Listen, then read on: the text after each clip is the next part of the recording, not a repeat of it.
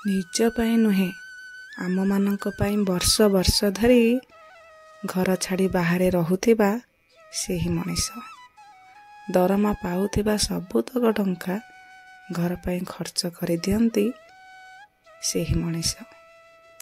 ଦୂରରେ ରହି କର୍ମକ୍ଷେତ୍ରରେ ଥିଲେ ମଧ୍ୟ ପରିବାରର ଟିକିନିଖି ଖବର ରଖୁଥାନ୍ତି ସେହି ମଣିଷ।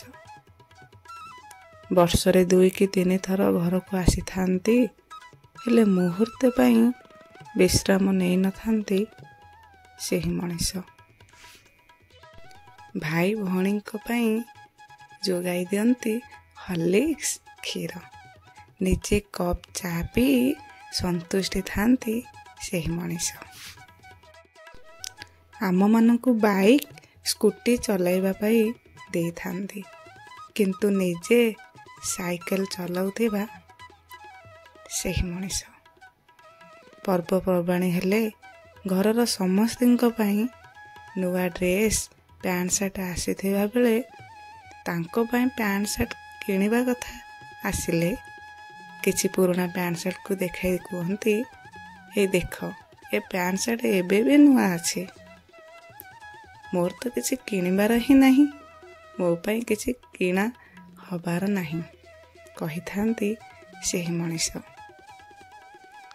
ଆମ୍ଭମାନଙ୍କର ଭବିଷ୍ୟତ ସଜାଡ଼ିବା ପାଇଁ ତାଙ୍କ ଚପଲ ଘୋରି ଯାଇଥାଏ, ହେଲେ ଆମକୁ ଦେଇଥାନ୍ତି ନୂଆ ଜୋତା ସେହି ମଣିଷ।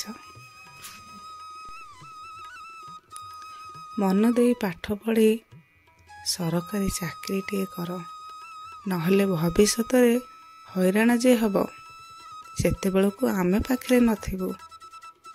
ଗୁଡ଼ାଏ ଉଦାହରଣ ଦେଇ ବୁଝାଇଥାନ୍ତି ସେହି ମଣିଷ। ହଁ, ସେହି ମଣିଷ।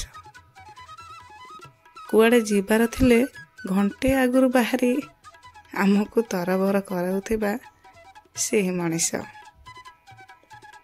କିଛି ଭୁଲ ହେଇଗଲେ ରାଗି ଯାଆନ୍ତି ସିନା, ଭିତରେ ବହୁତ ଭଲ ପାଇବା ରଖିଥାନ୍ତି, କେବେ ତାଙ୍କ ଭଲ ପାଇବା ବାହାରକୁ ଦେଖାଇ ନଥାନ୍ତି ସେହି ମଣିଷ।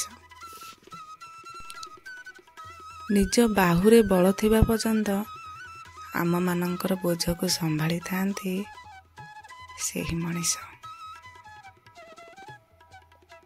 ଆମମାନଙ୍କର ଖୁସି, ଆମମାନଙ୍କ ସ୍ୱପ୍ନ ପୂରା କରିବା ପାଇଁ କେବେ ହେଲେ ଅବହେଳା କରିନଥାନ୍ତି ନିଜ କର୍ତ୍ତବ୍ୟରେ ସେହି ମଣିଷ। ଆମ ପଛରେ ସର୍ବଦା ରହିଛନ୍ତି ଆମ ମେରୁଦଣ୍ଡ ସାଜି ସେହି ମଣିଷ। ସେହି ମଣିଷ ଆଉ କେହି ନୁହନ୍ତି, ସେ ମୋ ବାପା। ଭଗବାନଙ୍କ କୃପା ପାଇବାକୁ ହେଲେ ପ୍ରଥମେ ବାପାଙ୍କୁ ପୂଜା କରନ୍ତୁ, ଭଗବାନଙ୍କ କୃପା ଆପେ ମିଳିଯିବ। ବାପାଙ୍କର ତ୍ୟାଗ ଏ ଜନ୍ମ କ'ଣ 7 ଜନ୍ମ ପର୍ଯ୍ୟନ୍ତ କେବେ ଶୁଝିପାରିବା ନାହିଁ। ପିତା ଧର୍ମ ପିତା ସ୍ୱର୍ଗ ପିତା ହିଁ ପରମ ତପଃ, ପିତରି ପ୍ରତିମା ପନେହ ପ୍ରିୟନ୍ତେ ସର୍ବ ଦେବତାଃ। ଭାବୁଛି ଆପଣମାନଙ୍କୁ ଭିଡ଼ିଓଟି ଭଲ ଲାଗିଥିବ। ପ୍ଲିଜ୍ ସବସ୍କ୍ରାଇବ୍, ଲାଇକ୍, ସେୟାର ନିଶ୍ଚିନ୍ତ ରୂପେ କରିବେ। ବହୁତ ବହୁତ ଧନ୍ୟବାଦ।